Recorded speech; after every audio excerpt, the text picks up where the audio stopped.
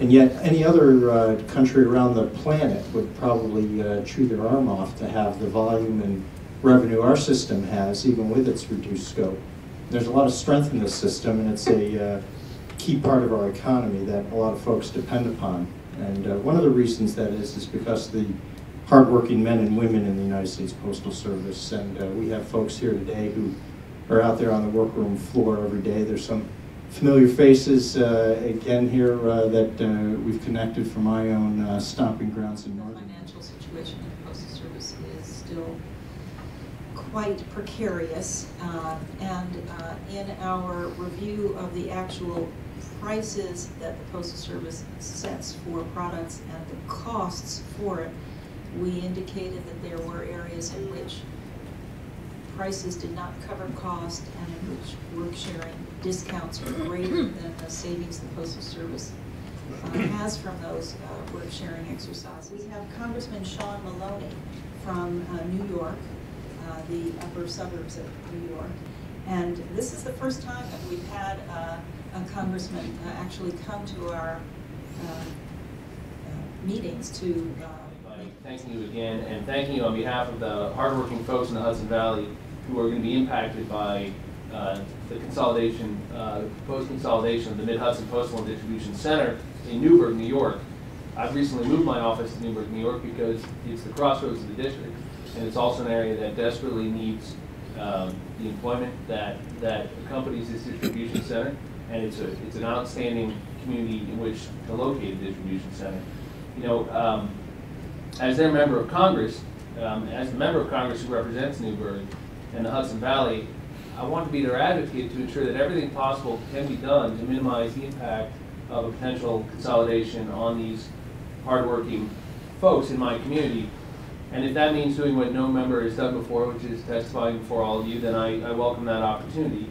I do so in order to ensure that the PRC carefully considers, I do it to encourage you to carefully consider a complaint filed by Debbie Soretti, who's the president of the Mid-Hudson Area Local. She will be joining us today as well. You know, this complaint asks you to utilize your enforcement tools to cease the implementation of these nationwide accelerated closures. And since a complaint of this nature has never been filed, to my knowledge, before the PRC, it presents you with an opportunity to really establish a precedent about how you're going to approach these issues.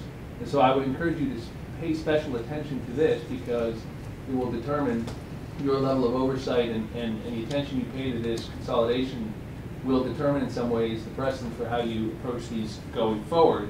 And therefore I think, in addition to the other issues that are so important, it really underscores the need to get this one right. Now, as you know, as the primary regulator of the Postal Service, your core responsibility, of course, is to ensure the transparency and accountability of Postal Service operations that have a nationwide impact on service. The consolidation of the Mid-Hudson facility offers some insights, I believe, into the Postal Service's unfortunate decision to accelerate the nationwide consolidations of 71 mail processing facilities this year instead of next year. You know, like sequestration, the Congress has, as I alluded to, manufactured, I believe, this crisis in the postal system by passing previous legislation that requires the pre-funding of the retirement system. Once again, we're confronted with a situation where Congress is creating a problem, and then many of us have to scramble to try to minimize the impact of that problem on real people. We've seen this movie before several times in recent weeks, but this is a very specific example of where bad decisions by a previous Congress are impacting real folks in the Hudson Valley. So I'm working in Congress to try to correct some of these mistakes. I'm a co-sponsor of HR 630, which would, I believe, correct many of the problems we've created for our postal system and for the communities that depend on it and the people who work there and do a great job. The people of the Hudson Valley, who I represent, and particularly the folks working there, are frankly outraged by the decision of the Postal Service to rush this consolidation an entire year earlier than the original deadline. Although it was announced in May of 2012 that the facility would be scheduled for consolidation, the employees and communities were also promised that these facilities would remain open during this year to allow enough time for Congress to do what I'm talking about, which is fix some of the mistakes we ourselves have created. And we're working on that. And we have serious concerns that these closures are not fiscally prudent and do not use the updated information that we now have to make these decisions in an informed way. For example, the area mail processing study of the Hudson Valley that was conducted over 2 years ago, since that time, there have been many changes to the plant, including many retirees, many new cost savings, and the APW contract allows for the hiring of support employees at a lower pay scale. So the circumstances have changed on the ground. I've heard from folks like Michelle Murphy, who's raised her daughter and son in the Hudson Valley, that she's worried about trying to start again somewhere else. She doesn't have enough years to consider retirement. I've heard from Nora Mendez, who's worried about her boys and their schools and being forced to move 100 miles away to keep her job. These decisions have a real impact on hundreds of people in a community that is struggling already. So if my presence here today does anything, I hope it underscores the fact that what we do, those of us who have responsibilities for these issues, what we do affects real people. And there are real people who are going to be impacted. Some of them are here today, and I hope you will carefully listen to their stories, because they matter. And they're people who've been ignored and made invisible too often by some of the decisions that have been made by the previous Congress. So thank you again for allowing me to speak before you and for allowing me to depart early. I'm here for my office and my members who are suffering right now because of the advancement of the notice that 55 offices, including in Hudson, are going to be advanced for taking mail out of our facility. The most important thing is that just not our local, but I have been in contact with the majority of the 55 offices who have been affected over the last 2 weeks. All of them want to file a complaint, obviously here, because they would like to see the PRC do something effectively to stop the advancement. A number of the presidents from around the country explained to me about their AMP studies being 4 years old, 5 years old, some 3 years old. Ours is 2.5 years old. That type of information is very outdated. As you know, we had an early out. We lost a lot of employees. And now with the new contract that came in 2011, we have new employees. And so we are helping with the unemployment lines because we have now a new employee, postal support employee. They're making $10 less and working side by side with us, but that is a major cost savings. That is not in any of those AMP studies. And as you also know, we just won an NLRB award, which stated that the Postal Service over 2 years ago should have provided the unions with all the documentation involving the studies. The feasibility studies we received were redacted. We had to go to the Labor Board to try to get them unredacted. Now the board has made that decision, obviously 2 years too late, and now we're asking that you step in, direct the Postal Service to redo these AMP studies. And we do know that you supported our feelings as well, that the service standard should not change. But you gave an advisory opinion. And so what we're looking for is some action. We really do need your help. You know, you hear it all the time. Well, the PRC, all they do is and file paperwork. We believe that you can do something and you can step in. It says that in your mission statement. It says that on your website. So that's what we're here for today, and we hope that you will take some action and at least hold these 55 that have been advanced, direct the Postal Service to hold off. We need the time. And the real problem here about the postal financial situation, it has nothing to do with our service, has nothing to do with the revenue we're bringing in. It has to do with that the PAEA, because that PAEA, as you all know, has cost us $5.1 billion every year. Obviously, we haven't even paid it the last couple of years. Why? Because it's just too much money for us to be able to continue to pay. And again, that's something that Congress has to deal with. but we need that time, and we just hope that you will assist us. My name is Dina Briscoe, and I'm president for Nation's Capital Southern Maryland Area Local for American Postal Workers Union. I didn't plan to speak today, but I thank you for the opportunity. I'm fighting for the people in Southern Maryland, the constituents, the workers, and the businesses.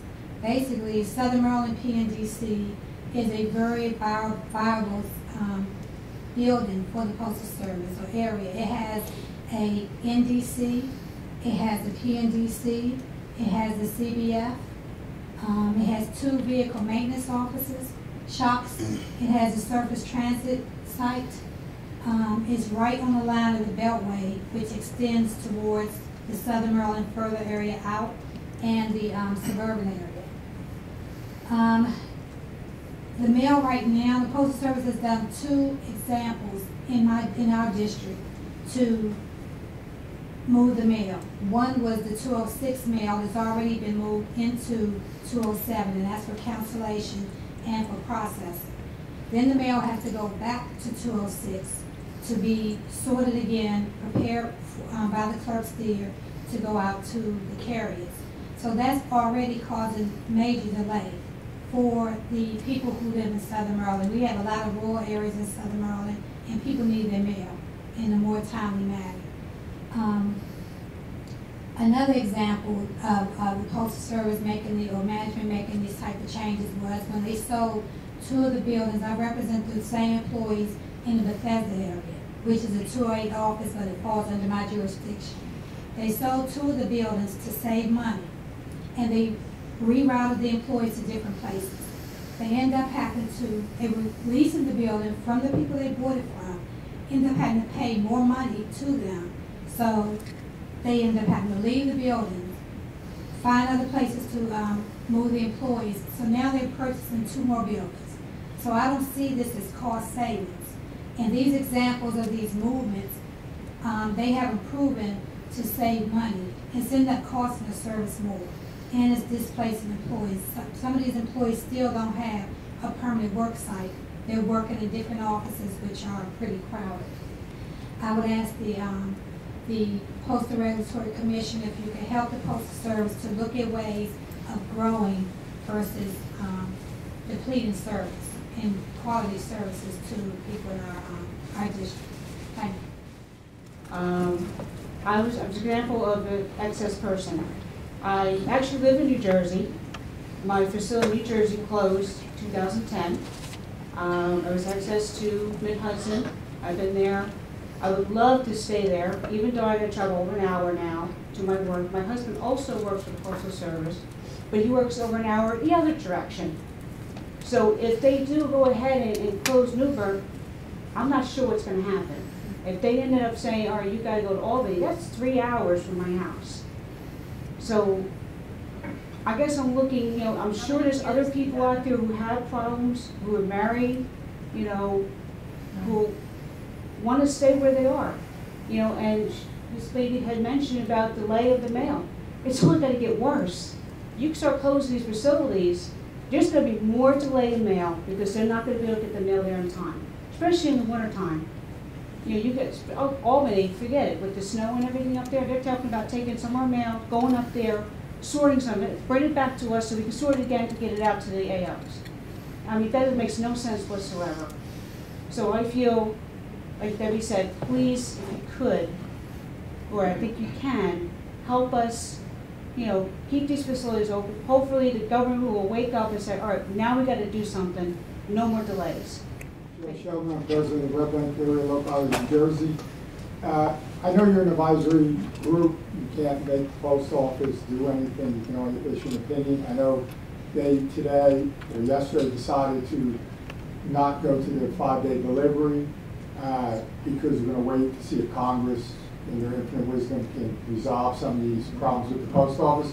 Why not advise them to wait on the AMP studies for these 55 until they come up with the same thing? Congressman Maloney was very eloquent in where he spoke, and I wish he was my congressman. What he stated was, it was quite clear, is that there are bills in the House. I think it's House Resolution 630 by Congressman Bernie Sanders, or no, I'm sorry, that's, yeah, Lynch is 1351. Point being that congressmen have offered plenty of resolutions to solve the postal problems. The chairman of the Government Oversight Committee has refused to allow these votes to come up before Congress on the floor. As Congressman Dow Issa is a problem to the United States Postal Office. He's intent on destroying the Postal Service. He hasn't offered any solutions except to destroy the Postal Service. We and our congressmen have offered, and advocates of the Postal Service have offered numerous bills over and over again. House Resolution 1351, Senate Bill 630, and such, to solve the problems. These votes need to come before the House and the Senate for a vote. Maybe you can advise Congress to bring it to the floor for a vote so we can get this over with once and for all. Thank you. Hi, my name is Karen Barrington. I just recently took the buyout offer from the United States Postal Service back in January. I've done just about every job there can be done. I've been a carrier, I've been an officer in charge, I've been a city carrier, a rural carrier, a clerk, everything. And this is a purposeful plan for destruction of our labor unions. What I will say is that I have been proud to work under the red, white, and blue. And that's what the United States Postal Service stands for. And I am quite upset that the Postmaster General seems to be violating one of the oaths that I took when I entered in 1975, and that is no purposeful delay of the mail and the sanctity of the mail. And it seems that this has been a plan in place for 30 years to privatize the Postal Service and come up with all kinds of deceitful reports to keep people in jobs and take away our jobs. And I love this country. I love the President of the United States of America, and I want us to all work together. My name is Brenda Farrell, and I'm from the Richmond PDC. I thank you for this opportunity. I hope you find that my remarks are appropriate to this meeting today. I have found that what's been happening in the service in the recent past, that is the removal of collection boxes from the streets, the closing of offices, and the reducing of hours of operation, and now the threat of a reduction to 5-day delivery is unconscionable. It is contributing to the Postal Service's demise. The USPS is still a vital part of our economic health. My husband is a small businessman who, as many others do, depends on the USPS to deliver his product. Too many of our citizens are not connected to the internet, and that disconnect predominantly affects the elderly, the poor, and rural constituents. I myself am connected, but I prefer the privacy and security of the USPS for my correspondence. I am aware that first-class letters are decreasing, but parcels, because of people who ship them like my husband, is increasing. It is, in fact, the pre-funding of retirees' health care that is the biggest drain to the USPS at present. Repeal this legislation and broaden the mandate of the Postal Service to ensure its future viability. This is what our nation needs from this commission. Banking has been mentioned as an option to grow the service. Other licensing, voter mail. We need to grow the service and not destroy it. If the USPS is the delivery provider for the final mile for private shippers. When the USPS is privatized and after the profit is wrung from it, the government will still have to subsidize the costs for those unprofitable addresses, but will no longer have the profitable addresses to act as counterbalance. We already own the United States Postal Service and have been paying for its development over the last 200+ years by using it. It does not cost those citizens who prefer not to use it. There are no tax monies involved. The government has a responsibility and a need to be connected with every citizen in every neighborhood. Right now, that connection is provided by the USPS. If there should be a domestic terrorist attack, the USPS is in place to deliver medicines and assistance. If there should be a disruption to our cyber communities, there's already a backup in place. Only now, with the degrading of service, it is not as effective as it has been in the past. The Postal Service is essential to the citizens of this nation for the foreseeable future. Let us make the choices to see it grow and prosper into the future and it will be the foundation for a growing economy and a prosperous nation. Speaking solely from my own personal standpoint, I was excess from the Charlottesville facility into the Richmond facility. We are now having the Norfolk mail excess from their facility also into the Richmond facility. It's causing a great deal of confusion and delay of the mail. It's degrading the service, and it's not necessary. You know, we have a wonderful postal service. It's doing good things. The people who are working for it, when I came out of the military in the mid-70s, postal service was one of the options that I had to still continue my federal service. Right now, it's very highly represented of women, veterans, the disabled, and other minorities. And you know, I don't want to see those jobs go away, and I don't think there's any reason that they should have to go away. But thank you very much for taking the time. I'm Joe Brown. For the last 2 years, I've been an activist working very intimately with the postal workers, the stewards, the union presidents, people like Dina. And everybody I meet on a daily basis, because I wear the shirts. I have 3 of them. I keep putting them through my laundry. And they're all in favor of keeping 6-day delivery there and keeping opening the post office to keep it open. As you know, the GAO report recently said we've already funded the 6-day. It's in the law. Congress has voted on it. You know, this Postmaster General cannot unilaterally just say we're not going to do this or that when Congress already has mandated it. Okay. And by the way, I'm appalled by the actions and statements of this Postmaster General. I don't know what he's saying or what he's doing or who's he for anymore. I don't think he supports USPS, in my opinion. You know, working with these workers and the public every day who depend on the mail from the USPS. Of utmost importance, of course, has been spoken, and you all know very well, the rescinding of the $5.5 billion prepayment. No government agency or no corporation requires this. Why are they prepaying such future health benefits for people who haven't even joined the post office yet or not even born in some cases?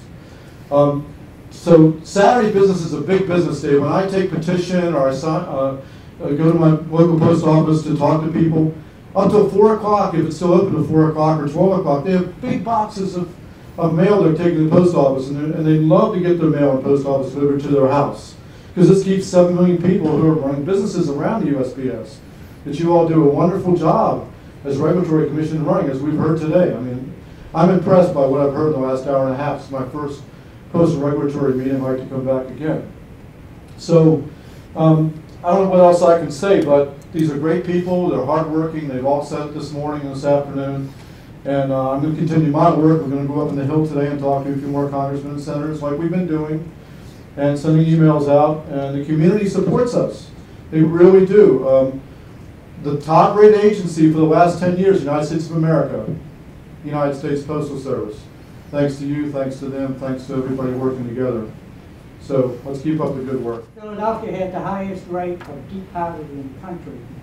Whenever you're cutting jobs, you're affecting these communities that need middle-class jobs, that allows people to send their kids to college.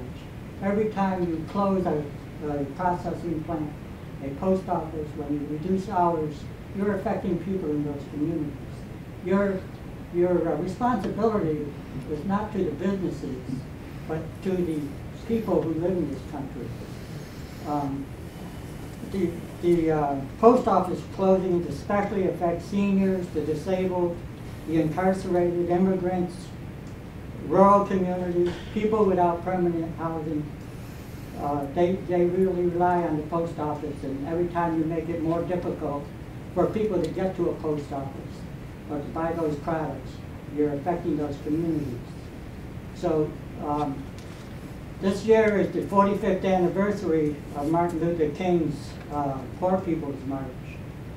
It's going to be commemorated again in a march from Baltimore to Washington. Many of these people are the victims of this economy, of the recession that continues, the sequestration and austerity. These are all victims of the people in Washington who are mismanaging this economy, and the PRC, which is mismanaging the post office. So I would invite everyone who's a postal worker to take part in that march on May 11th and 12th. And I actually invite the PRC members to come and meet the people that you're affecting so much. Thank you. I'm a great believer in the anecdotal information we get from individuals. You can always assume that if somebody's complaining that there's 10 people or more who didn't bother. But we will look at the complaints that you filed, and we will consider the comments that you've made about efficiency and service, and we'll see what it is possible that we can either advise the Postal Service to do or